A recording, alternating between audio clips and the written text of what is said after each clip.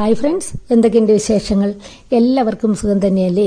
ഇന്ന് നമുക്ക് അപ്പക്കാരം ചേർക്കാതെയും റെസ്റ്റ് ചെയ്യാൻ വയ്ക്കാതെയും വളരെ പെട്ടെന്ന് ഉണ്ടാക്കിയെടുക്കാൻ പറ്റുന്ന നല്ല മയമുള്ള ഒരു ഉണ്ണിയപ്പത്തിന്റെ റെസിപ്പി നോക്കാം. ഇതിൽ നമ്മളൊരു സീക്രട്ട് ഇൻഗ്രീഡിയന്റ് ചേർക്കുന്നത് കൊണ്ടാണ് കേട്ടോ നല്ല മയത്തിൽ കിട്ടുന്നത്. ഇത് കുറേ ദിവസം കേടുകൂടാതെ സൂക്ഷിക്കുകയും ചെയ്യാം. എന്നാൽ പിന്നെ റെസിപ്പിയിലേക്ക് പോയാലോ? ആദ്യം തന്നെ ഒരു ലൈക്ക് തരണേ, അല്ലെങ്കിൽ പിന്നെ മറന്നുപോകും. വീഡിയോ ഇഷ്ടപ്പെട്ടാൽ മറ്റുള്ളവർക്ക് കൂടി ഷെയർ ചെയ്യുകയും വേണം. തങ്കംസ് ഫാമിലി കിച്ചന്റെ പുതിയൊരു വീഡിയോയിലേക്ക് എല്ലാവർക്കും സ്വാഗതം. ഇതിനായിട്ട് നമുക്ക് ആദ്യം തന്നെ ശർക്കര ഉരുക്കാൻ വയ്ക്കാം. 1.5 കപ്പ് ശർക്കര 1.5 കപ്പ് വെള്ളം ഉപയോഗിച്ച് ഉരുക്കിയെടുക്കാം. ഈ ഒരു പാത്രത്തിലേക്ക് 1.5 കപ്പ് വറുത്ത അരിപ്പൊടി എടുക്കാം. പുട്ടിന്റെയോ ഇടിയപ്പത്തിന്റെയോ പൊടി എടുക്കാം. പുട്ടിന്റെ പൊടിയാണ് കൂടുതൽ നല്ലത്. പിന്നെ 1/2 കപ്പ് ഗോതമ്പ് പൊടി, 3 ടീസ്പൂൺ റവ കൂടി ചേർക്കാം. പുട്ടിന്റെ പൊടിയാണ് എടുത്തതെങ്കിൽ 1 ടീസ്പൂൺ എടുത്താൽ മതി. ഇല്ലെങ്കിൽ ഇടിയപ്പത്തിന്റെ പൊടിയാണെങ്കിൽ 3 ടീസ്പൂണും ചേർക്കണം. പിന്നെ ഉപ്പും കൂടെ ചേർത്ത് നന്നായിട്ട് മിക്സ് ചെയ്യുക. ഈ സമയം കൊണ്ട് നമ്മുടെ ശർക്കര വെള്ളം നല്ലപോലെ ചൂടായി ശർക്കര എല്ലാം അലിഞ്ഞു കിട്ടിയിട്ടുണ്ട്. അത് ചൂടോടുകൂടി തന്നെ മാവിലേക്ക് ഒഴിക്കുക. എന്നിട്ട് പെട്ടെന്ന് ഇളക്കി കൊടുക്കണം. അപ്പോൾ പെട്ടെന്ന് ഇളക്കി കൊടുക്കാൻ വേണ്ടിയിട്ട് അതിലേക്ക് ഒരു സ്പൂണ് ആദ്യം തന്നെ ഇട്ട് വയ്ക്കുക. എന്നിട്ട് ശർക്കര വെള്ളം അങ്ങനെ ഒഴിച്ചു കൊടുക്കുക. അപ്പോൾ പെട്ടെന്ന് ആ സ്പൂൺ കൊണ്ട് നമുക്ക് ഇളക്കി കൊടുക്കാം. നന്നായിട്ട് മിക്സ് ചെയ്തതിന് ശേഷം തണുക്കാനായിട്ട് വയ്ക്കാം. തണുത്തതിന് ശേഷം അതിനകത്ത് നമുക്ക് നമ്മുടെ സീക്രട്ട് ഇൻഗ്രീഡിയൻ്റ് ഒക്കെ ചേർക്കേണ്ടതാണ്.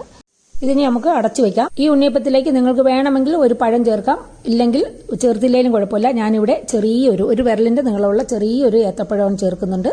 പിന്നെ ഒരു പപ്പടം നമ്മൾ വെള്ളം ഒഴിച്ച് കുതിർത്ത് വെച്ചതും കൂടെ ചേർക്കുന്നുണ്ട്. അതാണ് നമ്മുടെ ഇതിനകത്ത് സീക്രട്ട് ആയിട്ടുള്ള ഒരു ഇൻഗ്രീഡിയൻറ്റ്. പപ്പടം ഒരു മണിക്കൂറെങ്കിലും വേണം അതൊന്ന് നന്നായിട്ട് കുതിർന്ന് കിട്ടാൻ. ഈ പഴം ഒന്ന് മിക്സി വെച്ച് അടിക്കുന്നുണ്ട്. അതിൻ്റെ കൂടെ പപ്പടം കുതിർത്ത ആ വെള്ളവും ആ പപ്പടവും കൂടെ ചേർത്ത് ഒന്ന് അരച്ചെടുക്കുക. പഴം ഇവിടെ ഓപ്ഷനിലാണ്. പഴം ഉണ്ടെങ്കിൽ മാത്രം ചേർക്കുക. ചെറുപഴമാണേലും ഏത്തപ്പഴമാണേലും ചെറിയൊരു പഴം ചേർത്താൽ മതി. അപ്പോൾ കൂടുതൽ നാൾ കേടാകാതെ ഇരിക്കും. പഴം അരിച്ച ആ മിക്സിയുടെ ജാറും കൂടെ കഴുകി കുറച്ച് വെള്ളവും കൂടെ ഒഴിച്ച് എല്ലാം കൂടെ നന്നായിട്ട് മിക്സ് ചെയ്യുക.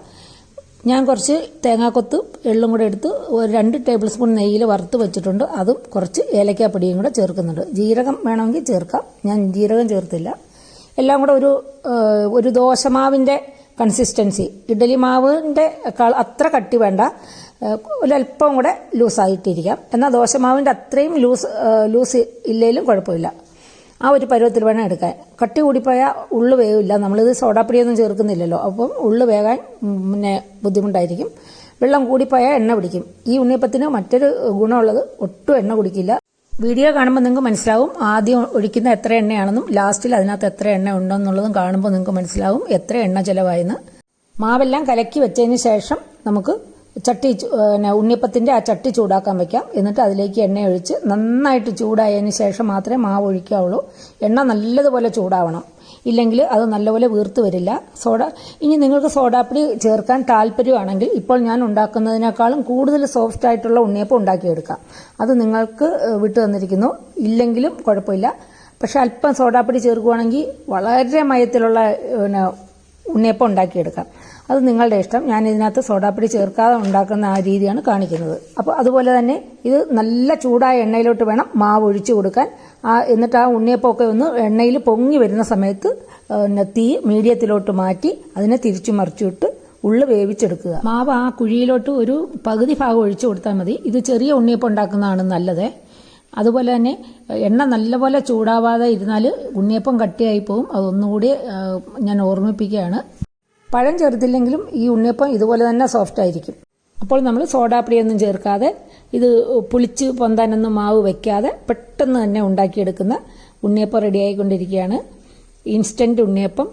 ഇതുകൊണ്ട് നല്ല സോഫ്റ്റ് അല്ലേ ഉണ്ണിയപ്പം? നല്ല സോഫ്റ്റാണ്. ഇത് കുറേ ദിവസം കേടാകാതെ ഇരിക്കും. സൂക്ഷിച്ച് വയ്ക്കാൻ അല്ലെങ്കിൽ കൂടി നമുക്ക് 4 മണിക്ക് ചായയോടൊപ്പം കഴിക്കാനായിട്ട് പെട്ടെന്ന് ഉണ്ടാക്കിയെടുക്കാം. 5 മിനിറ്റിന്റെ സമയം മാത്രം മതി. പപ്പടം നേരത്തെ കുതിർത്ത് വയ്ക്കാൻ സമയം കിട്ടിയില്ലെങ്കിൽ കുറച്ച് ചൂടുവെള്ളം ഒഴിച്ചാൽ മതി. അത് വേഗം കുതിർന്ന് കിട്ടിക്കൊള്ളും. സോഡാപ്പൊടിയൊന്നും ചേർക്കാത്തതുകൊണ്ട് ഇത് ഒരുപാട് ഇങ്ങനെ വീർത്ത് പൊട്ടിയൊന്നും വരത്തില്ല. 2 ആഴ്ചയോളം ഈ ഉണ്ണിയപ്പം കേടാകാതെ ഞാൻ സൂക്ഷിച്ച് വെച്ചിട്ടുണ്ട്. അതിൽ കൂടുതൽ ഇരിക്കുമെന്ന് എനിക്കറിയില്ല. ഇരിക്കുമെന്നാണ് എനിക്ക് തോന്നുന്നത്. കാരണം 2 ആഴ്ച കഴിഞ്ഞിട്ടും യാതൊരു ടേസ്റ്റ് വ്യത്യാസവും ഇല്ലായിരുന്നു. 2 ആഴ്ച കഴിഞ്ഞാൽ ആദ്യത്തെ ആ സോഫ്റ്റ്നെസ് കിട്ടത്തില്ല കേട്ടോ. അപ്പോൾ തീർച്ചയായിട്ടും ഒരു പ്രാവശ്യം ഇതുപോലെ ഉണ്ടാക്കി നോക്കുക. ഇഷ്ടപ്പെട്ടാൽ കമന്റും ലൈക്കും ഷെയറൊക്കെ ചെയ്തൊന്ന് സപ്പോർട്ട് ചെയ്യുക. മറ്റൊരു റെസിപ്പിയുമായി വരുന്നവരെ stay healthy and happy. Thank you.